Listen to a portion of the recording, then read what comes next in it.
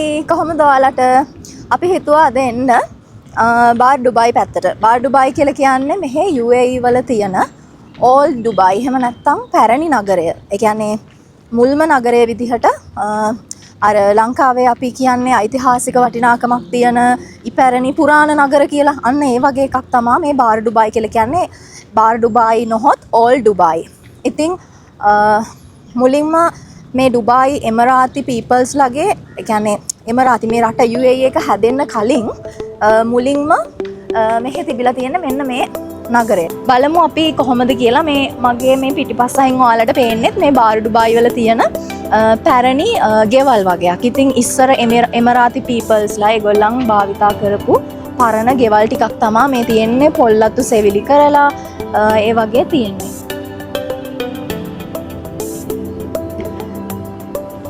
ඒ වගේම තමා කියන්න ඕන තව දෙයක් මේ හදලා තියෙන මේ ගොඩනැගිලි අපිට දැන් වර්තමානයේ නම් කොන්ක්‍රීට් වලින් හදලා තියෙන. හැබැයි මේගොල්ලන් ඒව හදලා තියෙන්නේ මේ සබාදහමට හානියක් නොවන විදිහට. ඒ කියන්නේ මොනවා හරි මැටි මොනවා හරි වර්ගයකින් තමයි මේ ගොඩනැගිලි හදලා තියෙන්නේ. ඉතින් ඒකත් විශේෂත්වයක්. ඉතින් ගොඩක් වෙලාවට ගොඩක් මේ ගෘහ නිර්මාණ ශිල්පය භාවිතා කරලා තමයි හදලා තියෙන්නේ. ඉතින් අපි චුට්ටක් ඉස්සරහට ගිහින් බලමු තා මොනවාද අපිට බලන්න තියෙන්නේ මොනවාද තියෙන්නේ එහෙම කියලා.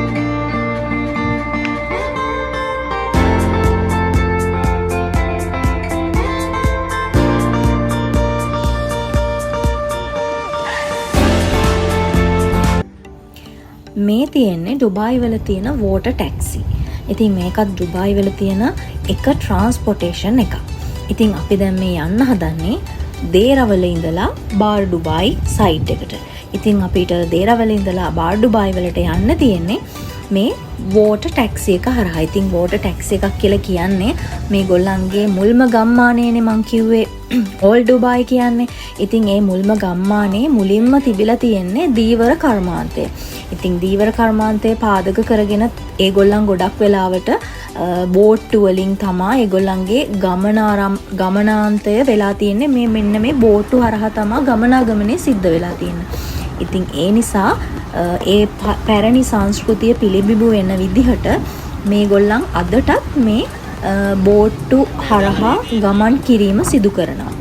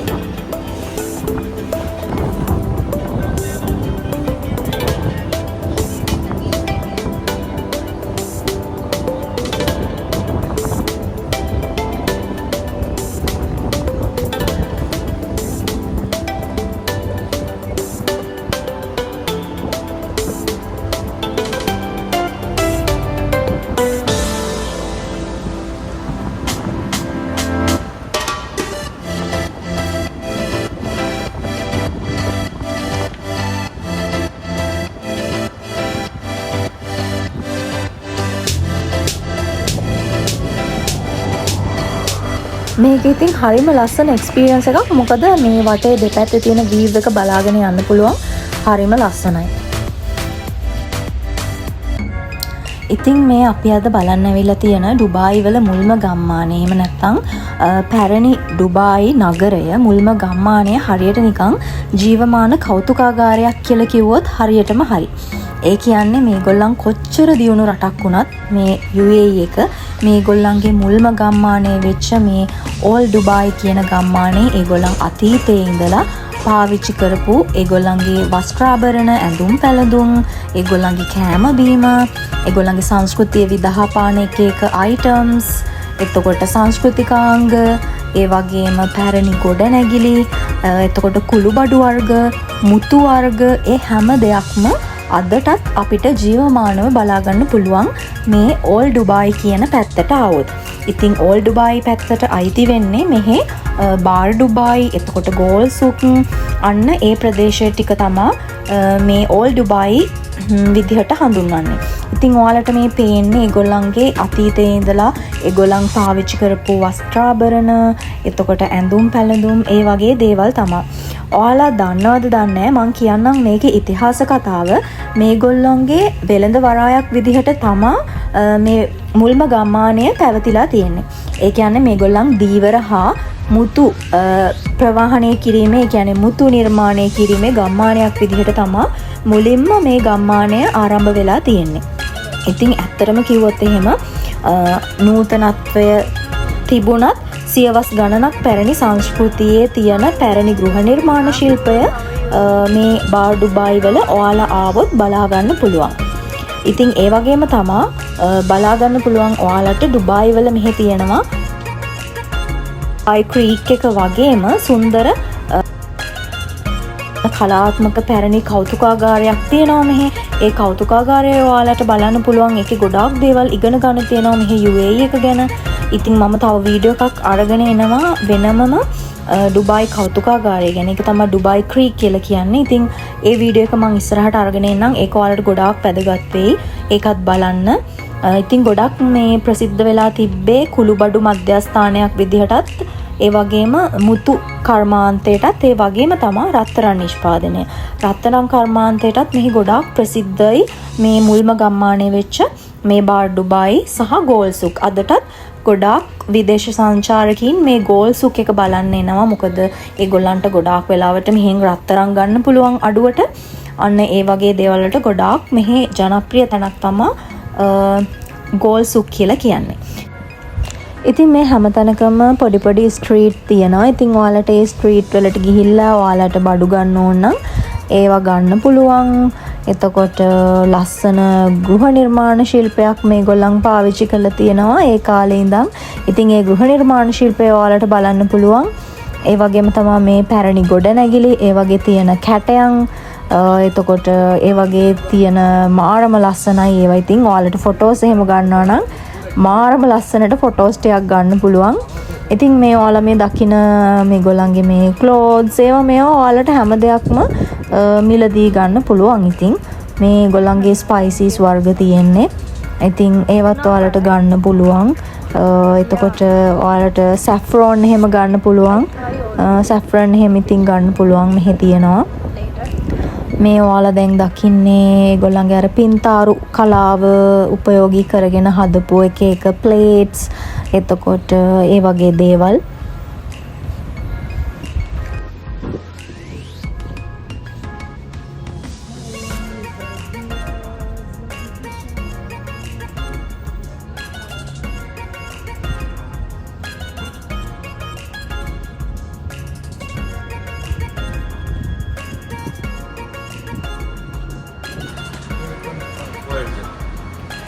Kunafa chocolate එකද?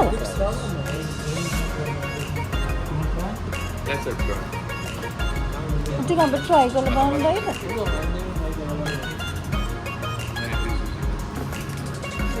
Right? ඔව් කරලා එන්න. Let's just try.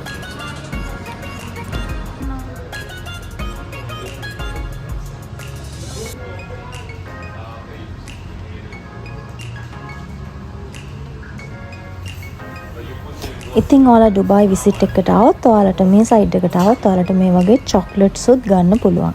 ඉතින් ඔයාලා දන්නවද අපි ගියා චොක්ලට් කඩවල් 5-6කට ඒ හැම එකකින්ම අපිට ටෙස්ට් කරලා බලන්න චොක්ලට් එකක් දෙනවා. ඉතින් අපි මේ චොක්ලට් එකක් කෑවා. ඔයාලා આવත් ඔයාලටත් පුළුවන් ෆ්‍රී චොක්ලට් ටිකක් කාලා රස බලලා ඔයාලා කැමති ෆ්ලේවර්ස් වලින් චොක්ලට් අරගෙන යන්න.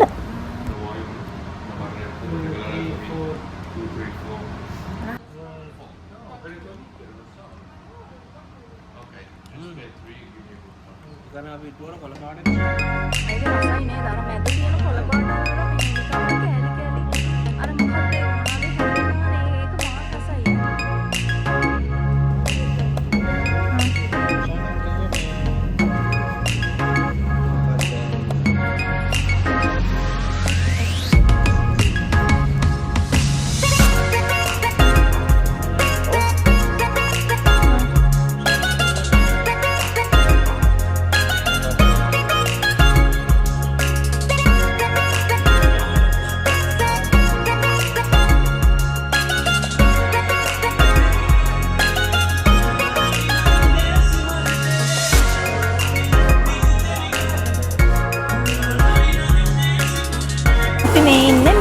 වගේ මේ පරණ බිල්ඩින් තිබ්බ තැනක් තමා මේගොල්ලන් දැන් මේ ෂොප්ස් දාලා තියෙන්නේ. ඒ වගේ ගොඩක් තියෙන. ඉතින් මේගොල්ලන්ගේ පරණ ඇඳුම්, එතකොට සපත්තු, සෙරෙප්පු, ස්පයිසි කුළුබඩු වර්ග, ඒ වගේ දේවල් තමයි මේ ලේන් එකේ ගන්න තියෙන්නේ. මොකද්ද මේකට කියන්නේ? ලේන් එකක්ද? ඔව් මේ ලේන් එකේ ඒ වගේ දේවල් තියෙන්නේ. මේ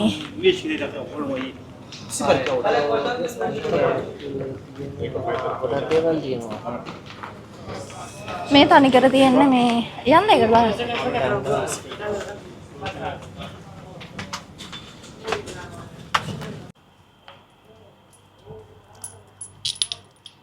මේකක් ගන්න ඕනේ කී අපි හොය හිටියේ අන්තිමට අපිට හම්බුණා.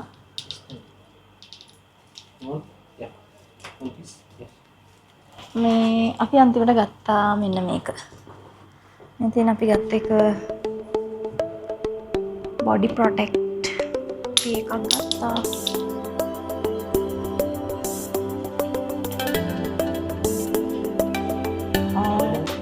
මේවට මොනවද කියන්නේ?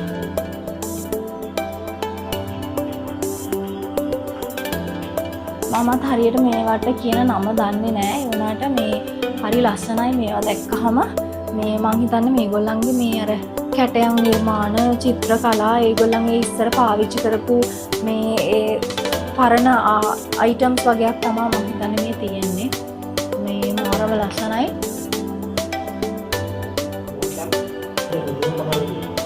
ෆයිනලි අපි හොයාගත්ත මේවට මේ බල්බ්ස් වලට කියන නම Turkish light lamps.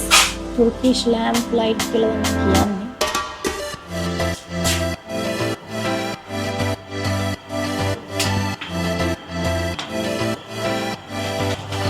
අලඩින්ගේ පුදුම පහනක් තියෙනවා මෙතන. ගත්තනේ?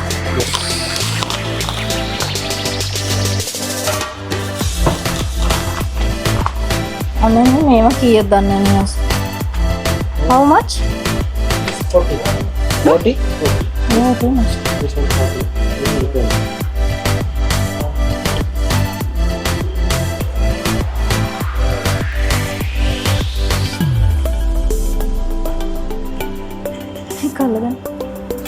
ඉතින් අන්තිමට කොහොම හරි මම බෑගල් එකකුත් ගත්තා ලස්සන.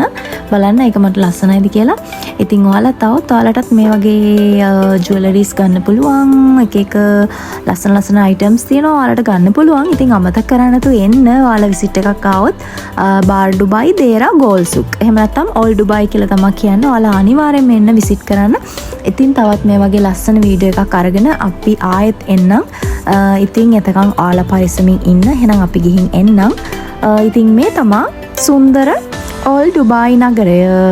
ඉතින් මේ විදිහට තමා අපි විසිට් කරේ. ඉතින් ඔයාලා කමෙන්ට් එකක් දාගෙන යන්න වීඩියෝ එක ලස්සනයිද මොකද කියලා. එහෙනම් ගිහින් එන්නම්. බයි.